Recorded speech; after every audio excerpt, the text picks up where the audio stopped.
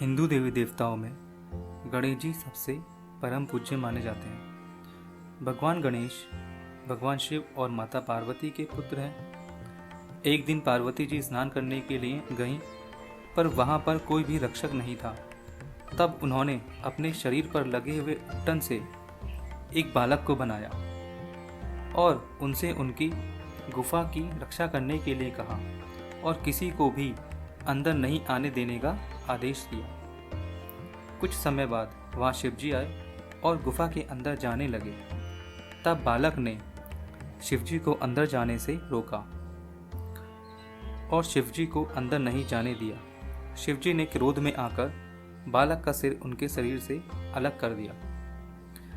जब पार्वती जी गुफा से बाहर आईं, तब उन्होंने देखा कि शिवजी ने बालक को मार दिया है। तब पार्वती जी बहुत क्रोधित हुई और शिवजी से अपने पुत्र को पुनः जीवित करने के लिए कहा। शिवजी ने भी पार्वती जी का क्रोध शांत करने के लिए नंदी को उत्तर दिशा की तरफ सबसे पहले मिलने वाले जीव का सिर काट कर लाने के लिए कहा और साथ में ये भी कहा कि उस जीव का अपनी स्वेच्छा से सिर देना अनिवार्य है। जब नंदी जंगल की तरफ गए, तब उन्हें सबसे पहले उत्तर दिशा की तरफ एक हाथी का बच्चा मिला। नंदी उसका सर काट कर ले आए और शिवजी ने बालक के कटे हुए धड़ पर उस सिर को लगा दिया।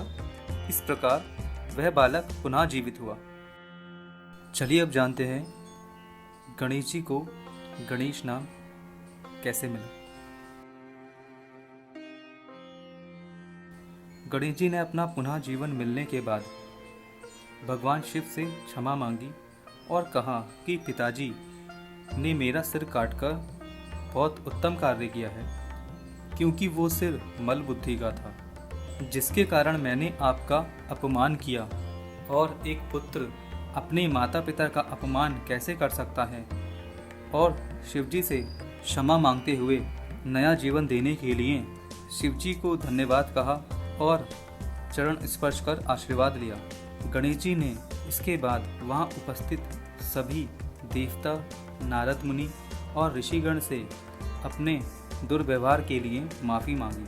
इसके बाद विनायक का जन्म उत्सव और नामकरण समारोह मनाया गया। शिवजी ने विनायक को गणों का इष्ट घोषित किया और उन्हें गणेश नाम दिया। इस तरह गणों का इष्ट घोषित होने के बाद उन्हें गणेश नाम मिला। इसके बाद शंकर भगवान ने खुश होकर वहाँ नृत्य किया। वहाँ उपस्थित विष्णु भगवान ने शंकर भगवान के इस नृत्य को संसार के लिए बहुत मंगल बताया और इसका कारण गणेश को बताते हुए उन्हें मंगल मूर्ति नाम दिया। इस तरह गणेश जी को गणेश और मंगल मूर्ति नाम मिले। चलिए अब उस हाथी के बारे में जानते हैं जिसका सिर काटकर लाया गया था। अक्सर लोग कहते हैं कि भगवान शिव ने अपने स्वार्थ के लिए हाथी का सिर काटा और अपने बच्चे को पुनः जीवित किया। लेकिन क्या आप जानते हैं जिस हाथी का सिर काटा था उसका नाम गजासुर था, जिसने भगवान शिव की तपस्या की थी और भगवान शिव से सबसे ज्ञानी होने और उनके सानिध्य में रहने का वरदान मांगा था। उसी वरदान के फलस्वरूप गजासुर ने अपना सिर अपनी स्वेच्छा से काटने के लिए कहा था, जिससे उसके मांगे हुए वरदान की पूर्ति हो सके। क्या आप जानते हैं एक श्राप के कारण शिवजी को अपने पुत्र का सिर काटना पड़ा था। एक समय में माली और सुमाली दो राक्षस थे जो शिवजी को समर्पित थे। सूर्यदेव उन राक्षसों को उनके पापों के लिए मारने वाले थे। राक्षसों ने शिव से प्रार्थना की और शिव ने उनकी रक्षा के लिए हस्तक्षेप किया। उन्होंने सूर्य को अपने त्रिशूल से मार दिया और इससे सारी दुनिया अंधकार में डूब गई। त्रिशूल की चोट से सूर्य की चेतना नष्ट हो गई और वह तुरंत रथ से नीचे गिर पड़े। जब कश्यप जी ने देखा कि उनका पुत्र मरने की अवस्था में है, तो वह उसे छाती से लगाकर फूट फूट कर विलाप करने लगे। सारी देवी देवताओं में हाहाकार मच गया। सभी भयभीत होकर रोने लगे।